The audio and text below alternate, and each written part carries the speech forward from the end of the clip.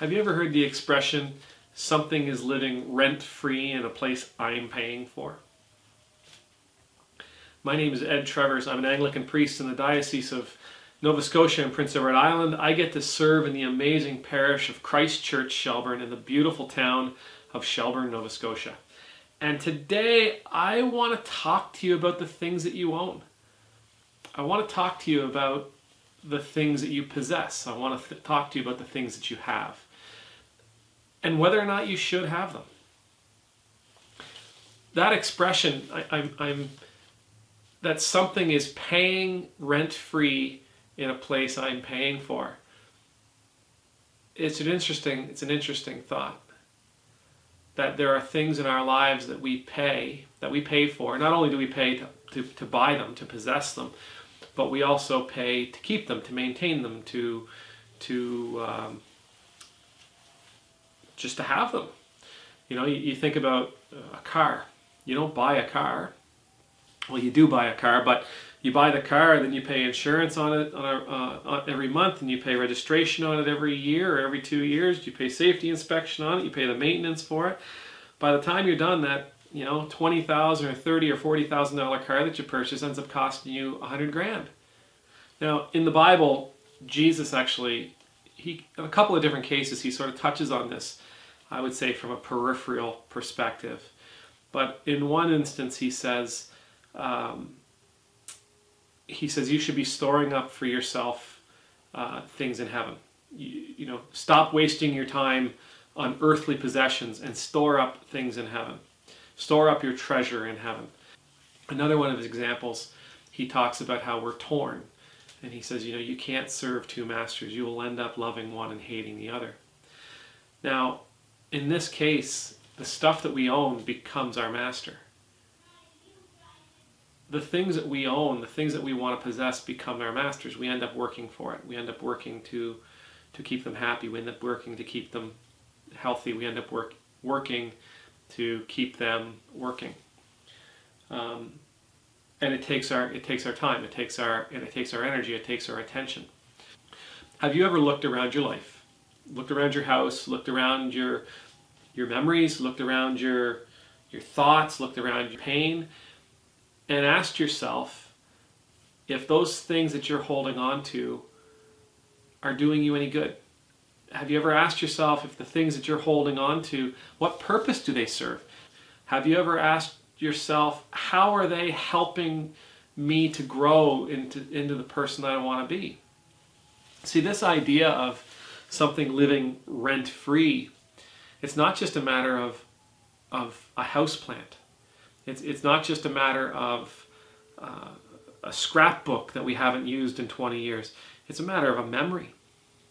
It's a matter of an injury or an offense that we've held on to. It's a matter of a feeling, an insecurity or a lost love. These things often don't play any kind of a valuable role in our life, in our going forward. Memories are wonderful.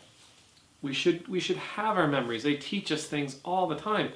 But if we have a memory that continuously drags us back into that moment, that's what I've come to know as stuck energy.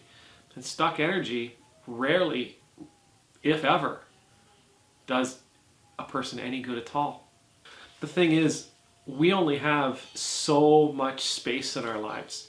We only have so much mental capacity. We only have so much room in our hearts. We only have so much room in our physical life that we do need to be choosy about what we're putting in it.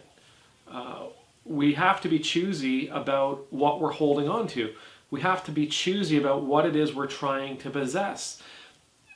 And if this life is one of growth, and if this life is one of abundance, and if this life is one of transformation, then it's wildly important that the only things we bring with us are things that we can use.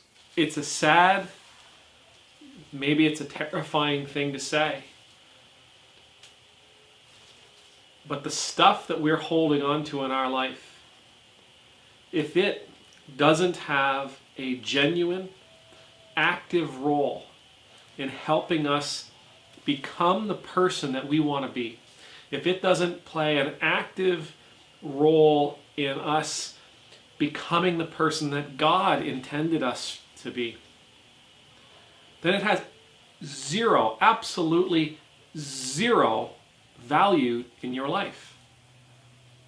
Zero. Now you can probably tell from my talk that I've been studying a little bit about minimalism and in its values and its benefits, and I have. There's a great video that I've checked out. I checked it out months and months and months ago, and I will post a link to that in the description section. But for today, my hope is that you hear words that can free you from things that you've surrounded yourself with, that they don't serve you. They expect you to serve them. Those things are not assets. They're liabilities. God bless you. May God keep you. May God forever make his face shine upon you and be gracious to you. I pray you know that peace that comes from being in God's presence. Amen. Thank you, everybody, for spending this time with me. Thank you for choosing to be here today. I pray God's blessings will be upon you. If you liked what you saw, please hit the like button down below. If you'd like more of our content, hit subscribe. If there's something that you want us to talk about, if there's something you want to make mention, please feel free to leave a comment. I will be praying for you. Please say a prayer for me. I'll see you tomorrow. God bless.